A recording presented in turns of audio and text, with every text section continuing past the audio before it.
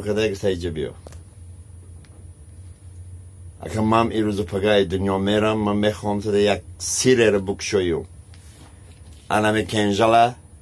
навор сохта шудагии бо дастгирии сайти 1xbet дар инҷа коэффициентҳои зиёд ва бонусҳои гуногунам меёбем ки силкаш дар комментария. ҳамчунин агар бо промокоди ёвонӣ шумо регистратсия кунед барои пардохти аввалин тон 6500 рубл бонус медиҳанд.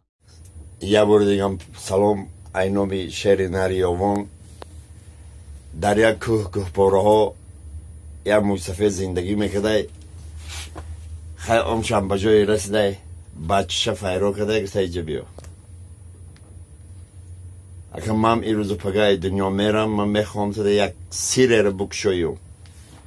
آنها کنجاله پیشای ما پدرم بابیم خلاصه 7 پشتی ما به خودشان برد. آنها میره بچه جان میگیری ای دستی ما در آنها میان میزنی پال نخواد کوچه به کوچه ده گیر مگردی.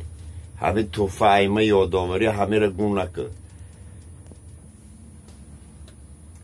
چندین لحظه هم بگذره پسر ای بیرون میدرویه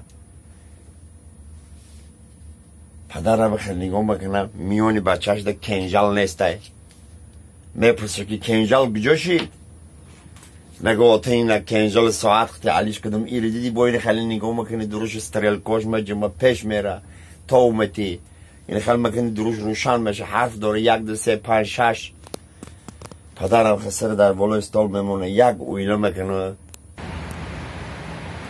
اویله های زیاده میکنه مگه خدا زده میشه و روزه که تو کوچه میبروی تر یگان تو بسر زوری میکنه کنجال نیست چی میگی باید طرف چی خیلی باید درد میتی مگه طرفش میگم آتم گاو مزنم گفته ما آتت زدگیم کسی را یکفای آتت میاری ما زدگیم همشه تو باید چی عدفت میتی میگه کسیاچه ساعت نیم تکم 6 شو